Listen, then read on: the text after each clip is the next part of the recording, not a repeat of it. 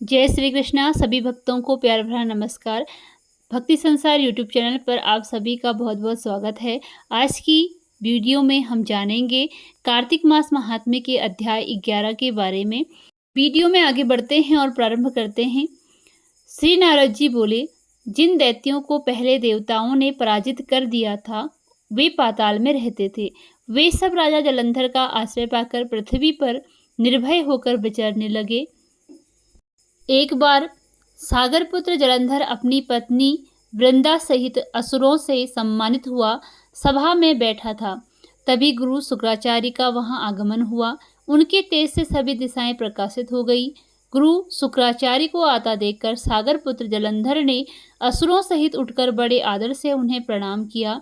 गुरु शुक्राचार्य ने उन सबको आशीर्वाद दिया। फिर जलंधर ने उन्हें एक दिव्य आसन पर बैठाकर स्वयं भी आसन ग्रहण किया। फिर सागरपुत्र जलंधर ने उनसे विनम्रतापूर्वक पूछा कि हे गुरुजी, आप हमें यह बताने की कृपा करें कि राहु का सिर किसने काटा था। इस पर दैत्य गुरु शुक्राचार्य ने विरोचन पुत्र हिरण्यकश्यपु और उसके धर्मात्मा पौत्र का परिचय देकर देवताओं और असुरों द्वारा समुद्र मंथन की कथा संक्षेप में सुनाते हुए बताया कि जब समुद्र से अमृत निकाला तो उस समय देवरूप बनाकर राहु भी पीने बैठ गया। इस पर इंद्र के पक्षपाती भगवान विष्णु ने राहु का सिर काट डाला। अपने गुरु के मुख से इस प्रकार के वचन सुनकर जलंधर के क्रोध की सीमा न रही। उसके नेत्र लाल हो गए और फिर उसने अपने धस्मर नामक दूत को बुलाया और उसे शुक्राचार्य द्वारा सुनाया गया वृत्तांत सुनाया। तत्पश्चात जलंधर ने धस्मर को आज्ञा दी कि तुम शीघ्र ही इंद्रपुरी में जाकर इंद्र को मेरी शरण में लाओ। धस्मर जलंधर का बहुत आज्ञाकारी एवं निपुण दूत था। वह जल्दी ही इंद्र की सुधर्मा नामक सभा में पहुंचा और जलंधर के शब्दों में इंद्र से बोला, हे देवता धाम, तुमने समुद्र का मंथन क्यों किया और मेरे पिता के समस्त रत्नों को क्यों ले लिया? ऐसा करके तुमने अच्छा नहीं किया। यदि तू अपना भला चाहता है तो उन सब रत्नों एवं देवताओं सहित मेरी शरण में आ जा, अन्यथा मैं तेरे राज्य का विध्वंस कर दूंगा। इसमें कुछ भी मिथ्या नहीं है। इंद्र बहुत विस्मित हुआ और कहने लगा, पहले मेरे भय से सागर ने सब पर्वतों को अपनी कुक्ष में क्यों स्थान दिया और उसने मेरे शत्रु दैत्यों को ही की क्यों रक्षा की? इसी कारण मैंने उसके सब रत्न हरण किए हैं। मेरा द्रोही सुखी नहीं रह सकता, इसमें संदेह नहीं। इंद्र की ऐसी बात सुनकर वह दूत शीघ्र ही जलंधर के पास आया और सब बातें कह सुनाई। उसे सुनते ही वह दैत्य मारे क्रोध के अपने ओष्ठ फड़फड़ाने लगा और देवताओं पर विजय प्राप्त करने के लिए उसने उद्योग आरंभ किया। फिर तो सब दिशाओं पाताल के करोड़ों करोड़ों दैत्य उसके पास आने लगे।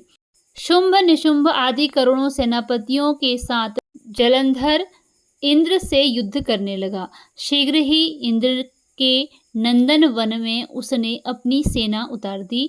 वीरों की शंखध्वनि और गर्जना से इंद्रपुरी गूंज उठी। अमरावती छोड़ देवता उससे युद्ध करने चले। भयानक मारकाट हुई। असुरों के गुरु आचार्य शुक्र अपनी मृत संजीवनी विद्या से और देवगुरु बृहस्पति द्रोणागिरी से औषधि लाकर जिलाते रहे। इस पर क्रुद्ध होकर जलंधर ने कहा कि मेरे हाथ से मरे हुए देवता जी कैसे जाते हैं? जिलाने वाली विद्या तो आपके पास है। इस पर शुक्राचार्य ने देवगुरु द्वारा द्रोणाचार्य से औषधि लाकर देवताओं को जिलाने की बात कह दी। यह सुनकर जलंधर और भी कुपित हो गया। फिर शुक्राचार्य जी ने कहा, यदि शक्ति हो तो द्रोणगिरी को उखाड़कर समुद्र में फेंक दो, तब मेरे कथन की सत्यता प्रमाणित हो जाएगी। इस पर जलंधर कुपित होकर जल्द ही द्रोणगिरी पर्वत के पास पहुंचा और अपनी भुजाओं से पकड़कर द्रोणगिरी पर्वत को उखाड़कर समुद्र में फेंक दिया। यह तो भगवान शंकर का तेज था, इसमें जलंधर की कोई विचित्रता नहीं थी। तत्पश्चात वह सागरपुत्र युद्ध भूमि में आकर बड़े तीव्र गति से देवताओं का संहार करने लगा। जब द्रोणाचार्य जी औषधि लेने गए तो द्रोणाचल को उखड़ा हुआ शून्य पाया। वह भयभीत हो देवताओं के पास आए और कहा कि युद्ध बंद कर दो, जलंधर को अब नहीं जीत सकोगे। पहले इंद्र ने शिवजी का अपमान किया था।